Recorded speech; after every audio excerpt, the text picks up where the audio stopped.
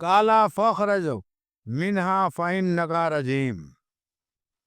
کالا یعنی اس نے فرمایا، اللہ تعالیٰ نے فرمایا کہ پس نکل جا یہاں سے، کیونکہ تو رجیم یعنی راندہ درگاہ ہوا۔ فرمایا پھر اس سے نکل جاؤ، کیونکہ بلا سوا تو مردود ہے، یعنی راندہ درگاہ ہو گیا۔ کیوں راندہ درگاہ ہوا؟ مغروریت کی وجہ سے، تکبر کی وجہ سے، اور اپنے کو بہتر سمجھنے کی وجہ سے۔ اللہ تعالیٰ فرمایا کہ نکل جاؤ، کیونکہ بلا شبہ تو مردود ہے۔ وَإِنَّ عَلَيْكَ لَعْنَتِي إِلَىٰ يَوْمِ الدِّينِ۔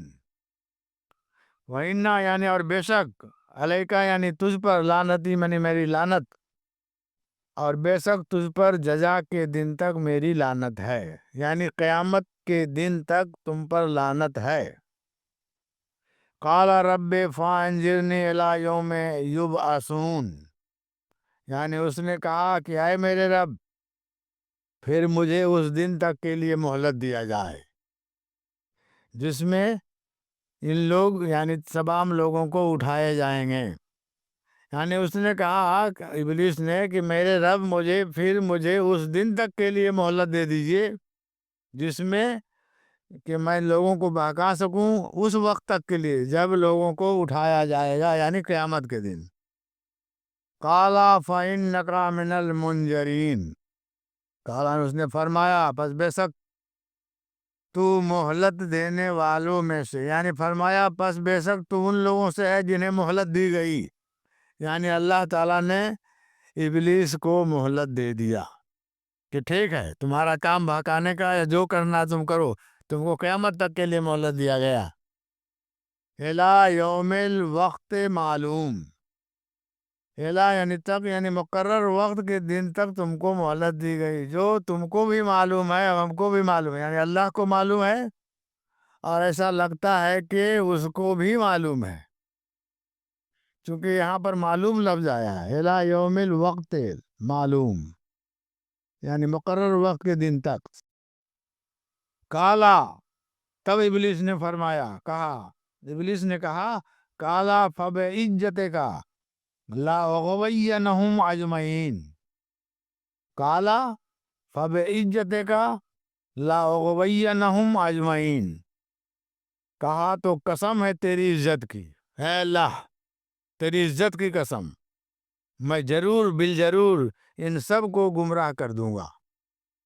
یہاں پر قسم کھایا ہے ابلیس نے کہ ضرور بالضرور ہم جو ہے ان سب کو گمراہ کر دوں گا، الا عبادک منہم المخلصین، سوائے تیرے خاص بندے، یعنی مگر ان میں سے تیرے جو خاص بندے جو ہوں گے، جو چنے ہوئے ہیں، جو مخلصین بندے ہیں، ان کو ہم نہیں بہکا سکیں گے۔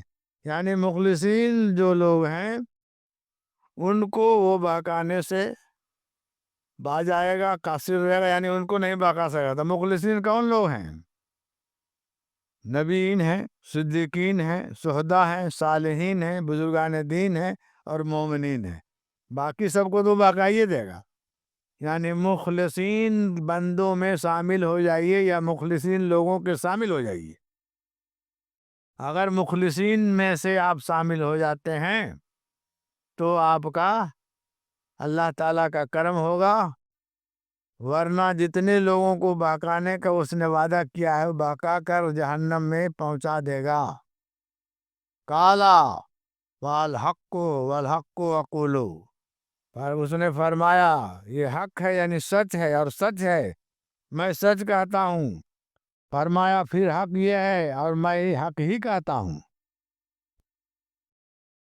لَأَمْلَأَنَّ جَهَنَّمَ مِنْكَ وَمِمَّنْ تَبِعَكَ مِنْهُمْ أَجْمَعِينَ، میں ضرور بھر دوں گا، یعنی اللہ تعالیٰ فرماتا ہے کہ میں ضرور بھر دوں گا جہنم تجھ سے اور ان سے جو تیرے پیچھے چلیں گے، یعنی تمہارے کہنے پر جو لوگ چلیں گے، یعنی میں ضرور بالضرور جہنم کو تجھ سے اور ان سب لوگوں سے بھر دوں گا جو ان میں سے تیری پیروی کریں گے، یعنی جو ابلیس کی پیروی کرنے والے لوگ ہیں اس کو اللہ تعالیٰ فرماتا ہے کہ ضرور بالضرور جہنم کو تجھ سے اور ان سب لوگوں سے بھر دوں گا جو ان میں سے تیری پیروی کریں گے۔